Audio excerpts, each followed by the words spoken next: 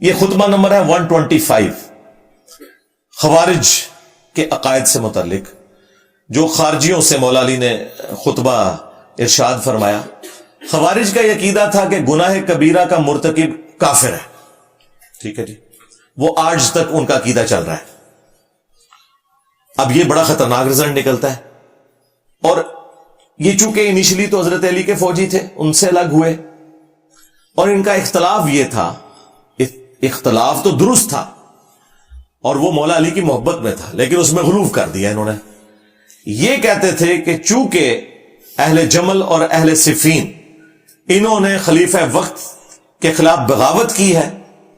قرآن کی روح سے یہ گناہ کبیرہ کے مرتکب ہوئے ہیں، یہ سب کے سب واجب القتل ہیں اور یہ اسلام سے الگ ہو چکے ہیں۔ جبکہ مولا علی ان کو مسلمان سمجھتے تھے اور یہ سمجھتے تھے کہ ہمارے بھائی ہیں، بھگوڑے ہوئے ہیں، ٹھیک ہے، انہیں حق کی طرف آمادہ کیا جائے۔ اب جنگ جمل صفین احروان کے اوپر بخاری مسلم میں کئی احادیث ہیں میرے ریسرچ پیپر میں، وہ آج ٹاپک نہیں ہے۔ بہرحال مولا علی نے ان کو سمجھانے کی کوشش کی اور اس میں انہوں نے کچھ دلائل ان کے سامنے رکھے کہ بھائی گناہ کبیرہ کا مرتکب فاسق تو ضرور ہوگا، ظالم بھی ہوگا، کافر نہیں ہوگا، اسے مسلمان کی طرح ٹریٹ کرنا چاہیے۔ اس کانٹیکسٹ میں وہ کہتے ہیں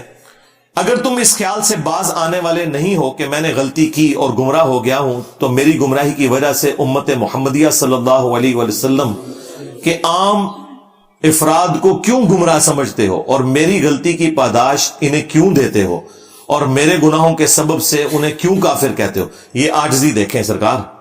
ادھر کوئی بزرگ کہہ سکتا ہے میرے گناہوں کا وبال، وہ کہتے ہیں چھوڑ دو جی بزرگاں تمہاری گالی نہ کرو۔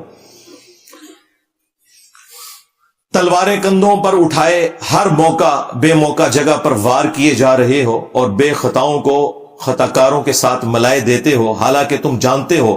کہ رسول اللہ صلی اللہ علیہ وآلہ وسلم نے جب زانی کو سنسار کیا تو نماز جنازہ بھی پڑھائی۔ وہ کہتے ہیں بھئی زنا اتنا بڑا گناہ تھا، اگر زنا کرنے والا کافر ہو جاتا ہے تو نبی نے اس کی جنازہ کی نماز کیوں پڑھائی؟ یہ مولا علی ان کو دلائل دے رہے ہیں کہ گناہ کبیرہ سے کوئی کافر نہیں ہوتا، اور اس کے وارثوں کو اس کی وراثت میں سے حصہ بھی دلوایا۔ بالکل، وہ بخاری مسلم میں حدیث ہے کہ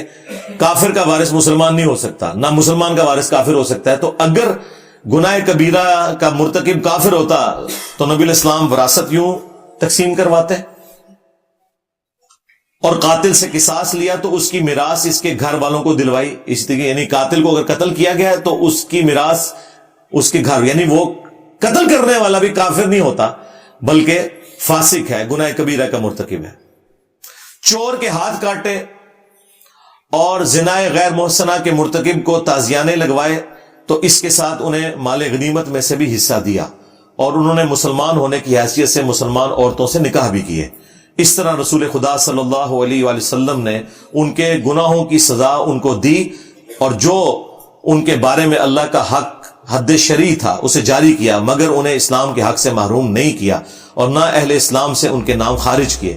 اس کے بعد ان کی شر انگیزیوں کے معنی یہ ہے کہ تم ہو ہی شر پسند، اور وہ کہ جنہیں شیطان نے اپنی مقصد براری کے راہ پر لگا دیا ہے اور گمراہی کے بیابان میں لا پھینکا ہے۔ یاد رکھو میرے بارے میں دو قسم کے لوگ تباہ و برباد ہوں گے، یہ ہے وہ بات، رافضی اور ناصبی۔ میرے بارے میں دو قسم کے لوگ تباہ و برباد ہوں گے، ایک حد سے زیادہ چاہنے والے جنہیں محبت کی افراط غلط راستے پر لگا دے گی، اور ایک میرے مرتبہ میں کمی کرنے والے،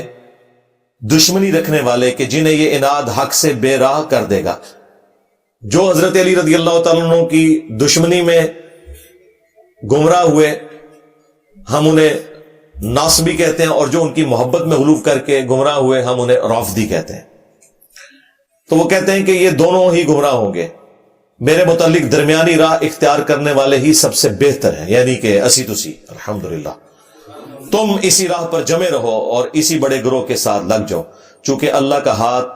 اتفاق اور اتحاد رکھنے والوں پر ہے، اور تفرقہ اور انتشار سے باز آ جاؤ۔ اب یہ سیم حدیث جو ہے یہ فضائل صحابہ احمد بن حنبل کی کتاب میں بھی موجود ہے کہ مولا علی علیہ السلام نے فرمایا کہ میری وجہ سے دو فرقے گمراہ ہوں گے، ایک میری محبت میں غلو کر کے اور ایک میری دشمنی میں غلو کر کے، اور 2 فرقے جہنم میں جائیں گے، ایک میری محبت میں غلو کر کے، ایک میری دشمنی میں غلو کر کے.